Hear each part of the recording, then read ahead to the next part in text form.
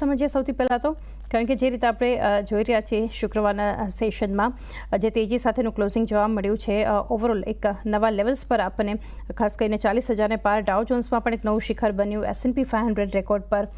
જે રીતે આપણે ત્યાં કારોબારના જે સંકેતો ઓવરઓલ બનતા દેખાડી રહ્યા છે, PPI મોંઘવારી દર પણ આપણે જોઈ રહ્યા છીએ, એના નંબર્સ પણ એક જાહેર થતા દેખાયા હતા. તમે કઈ રીતે જોઈ રહ્યા છો આ સેટઅપ જે આપણને ગ્લોબલ ફ્રન્ટથી અત્યારે બનતું દેખાડી રહ્યું છે? સો લાસ્ટ વીક યુએસ માર્કેટ માટે થોડુંક ડિફરન્ટ એ રીતના રહ્યું કે અત્યાર સુધી આપણે ઘણા સપ્તાહથી નાસ્ટેકને લીડ લેતા જોયા હતા અને ગઈકાલે ડાઉનો એક લીડરશિપ દેખાઈ અને જે ત્રણેય મેઇન ઇન્ડાઇસીસ છે, ડાઉ, S&P 500 અને નાસ્ટેક, એમાં સૌથી વધારે વીકલી ગેઇન છે ડાઉમાં જોવા મળે. તો એક સરસ રોટેશન આપણને જોવા મળ્યું. ઓવરઓલ સેટઅપ પોઝિટિવ છે.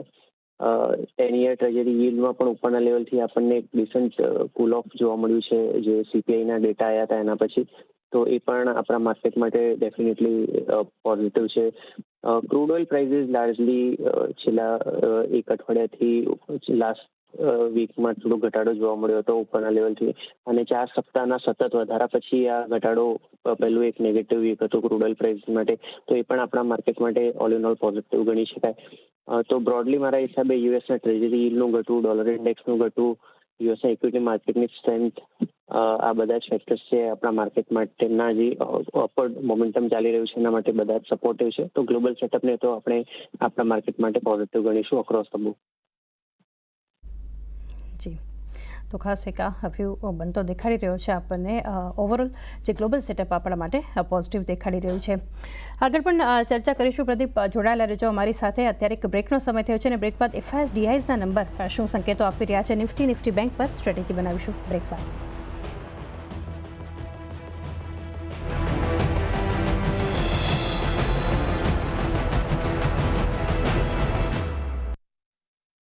फोन पे गर्व से पेश करता है शेयर मार्केट। 31 जुलाई तक डीमैट अकाउंट खोलें और 31 दिसंबर तक पाएं zero brokerage, F&O and intraday, equity delivery, wealth basket पर और अकाउंट खोलने का जीरो फी। शेयर मार्केट डाउनलोड करें और निवेश शुरू करें। प्रतिभूति बाजार में निवेश बाजार जोखिमों के अधीन है। योजना संबंधी सभी दस्तावेजों को सावधानी से पढ़ें।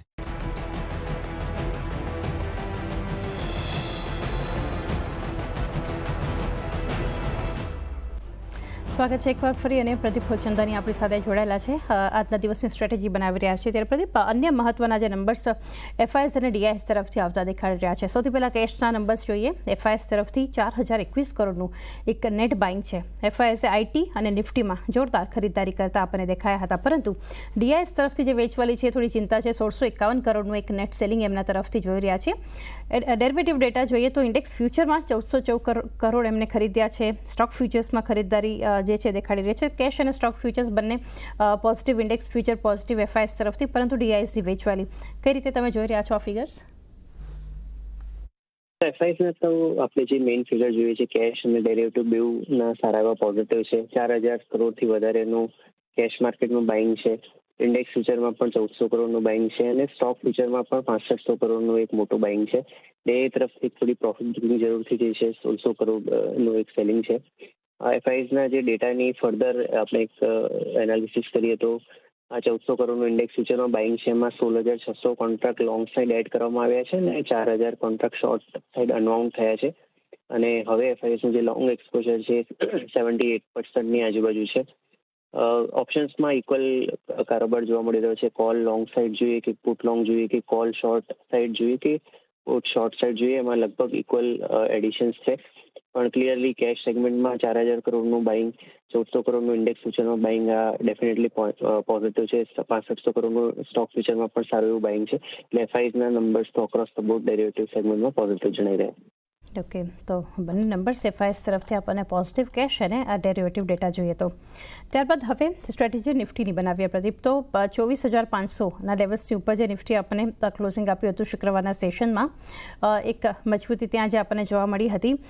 ત્યારબાદ જોઈએ તો ઓવરઓલ કોલ રાઇટર્સ અને પુટ રાઇટર્સ જોઈએ. 24,500, 24,600 પર આપણે કોલ રાઇટર્સનો ઝોન હતો. તો નીચેની તરફ સૌથી વધારે જ્યાં પુટ રાઇટર્સ હતા એ 24,500, ત્યારબાદ 24,400ની સ્ટ્રાઇક અને 24,300ની સ્ટ્રાઇક. તો નિફ્ટી માટે હવે કઈ રીતે તમે લેવલ્સ જોઈ રહ્યા છો? લાસ્ટ વીકના શરૂઆતથી આપણે એક સપોર્ટ ઝોન મેન્શન કરી રહ્યા હતા 24 224-150. બુધવારના એક સ્ટીપ કરેક્શનમાં સપોર્ટ ઝોન ટેસ્ટ થયો અને ત્યાંથી એક રિબાઉન્ડ જોવા મળ્યું અને ફ્રાઇડેના સેશનમાં આપણને નવા હાઈ બનતા જોયા. તો હવે આપણે સ્ટોપ લોસને અપવર્ડ રિવાઇઝ કરીને 24,300 પર લઈ આવીશું.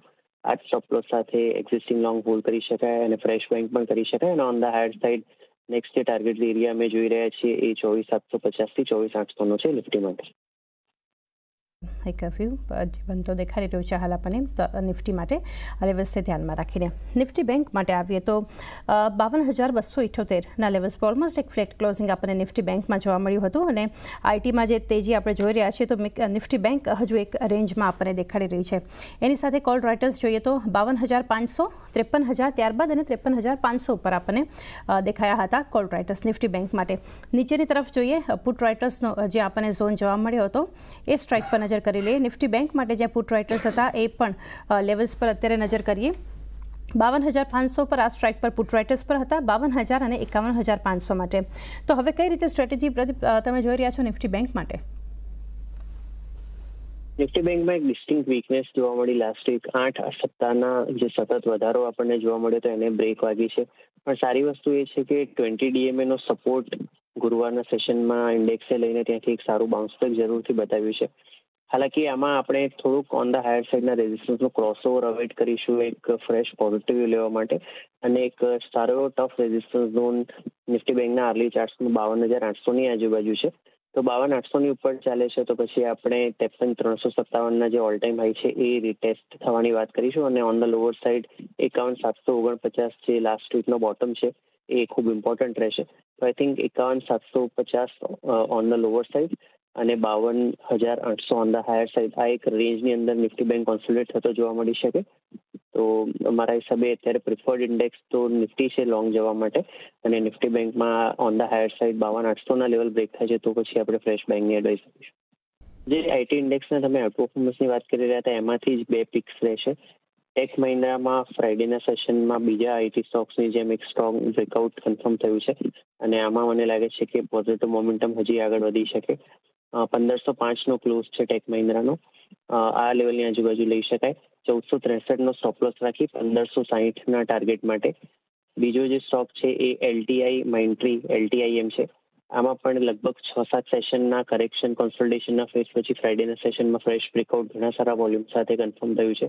5572નો બંધ છે.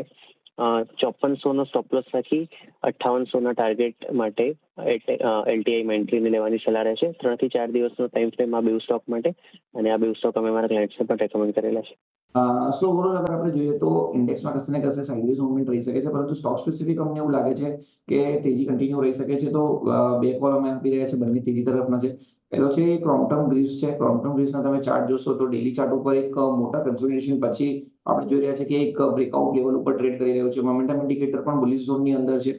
તો ક્રોમ્પટન જે 430ની આજુબાજુનું ક્લોઝિંગ હતું, લોંગ કરીને જશું. જે રીતના ચાર્ટ પેટર્ન છે એક કપ એન્ડ હેન્ડલ પેટર્ન મોટું બ્રેકઆઉટ છે. તો પોઝિશનલ તો ઘણા મોટા ટાર્ગેટ આપણને જોવા મળી રહ્યા છે, પરંતુ જો કોઈ 2 થી 3 દિવસ હોલ્ડ કરી શકતું હોય કાઉન્ટર તો ડેફિનેટલી કરંટ માર્કેટ પ્રાઇસ પર લોંગ કરવું જોઈએ. 460 સુધીના અમને એવું લાગે છે કે ક્રોમ્પટનની અંદર ટાર્ગેટ આવી શકે છે અને 414 એઝ સ્ટોપ લોસ આપણે મેન્ટેન કરવાનો રહેશે. તો 460ના ટાર્ગેટ માટે આપણે લોંગ કરશું 414ના સ્ટોપ લોસથી. નેક્સ્ટ જે કોલ છે સન ટીવી છે. સન ટીવીના પણ ડેલી ચાર્ટ ઉપર જોશો તો એક ફ્લેટ પેટર્ન બ્રેકઆઉટ છે. આપણે 15 દિવસ પહેલા તમારા ચેનલ ઉપર 760 રૂપિયાની આજુબાજુ ડિસ્કસ કર્યો હતો. 800ના ટાર્ગેટ આપણે અચીવ થયા છે. હવે 800 ઉપર ફરીથી એક કન્સોલિડેશન પેટર્ન બ્રેકઆઉટ આપણને દેખાય છે. તો 800ની આજુબાજુ આપણે લોંગ કરીને જશું. 830 સુધીના ટાર્ગેટ રહેશે સન ટીવીની ઉપર. તો 830ના ટાર્ગેટ માટે સન ટીવી લોંગ કરો અને 790નો સ્ટોપ લોસ રહેશે. તો 790નો સ્ટોપ લોસ, 830ના ટાર્ગેટ સન ટીવી બાય, 414નો સ્ટોપ લોસ, 460નો ટાર્ગેટ ક્રોમ્પટન પર. વિટોસ વીજગરમાં અમે આપણે જોયું નથી કાઉન્ટરમાં છેલ્લા 5 થી 6 મહિનાથી કન્ટિન્યુઅસલી એક વોલ્યુમ એડિશન જોવા મળી રહ્યું છે. સિમેટ્રિકલ ટ્રાયંગલનું બ્રેકઆઉટ બનતા પણ જોવા મળે છે.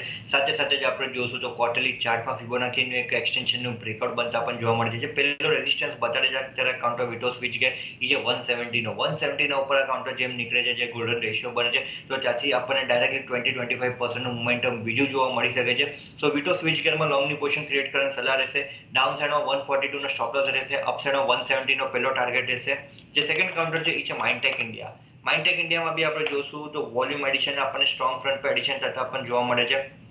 સાથે જ આપણે જોઈએ તો ફિબોનાકી એક્સટેન્શનનું બ્રેકઆઉટ આપણને બનતા પણ જોવા મળ્યું છે 355 ના લેવલ પર એક બ્રેકઆઉટ બને છે માઇન્ડટેક ઇન્ડિયાનું. અપસાઇડમાં મને લાગે છે 380 થી 390 ના રેન્જમાં કાઉન્ટર આપણને ઇનિશિયલ બેઝિસમાં જોવા મળી શકે છે. જેમ 380 390 ના ઉપર આ કાઉન્ટર વીકલી ક્લોઝિંગ રહી જાય છે તો ત્યાંથી મને લાગે છે મિનિમમ કાઉન્ટર 450 થી 500 ના લેવલ પર બી જતા પણ જોવા મળી શકે છે. તો 340 ના સ્ટોપ લોસ હું કહીશ કે માઇન્ડટેક ઇન્ડિયામાં લોંગની પોઝિશન ક્રિએટ કરવાની સલાહ રહેશે 385 ના ટાર્ગેટ્સ માટે.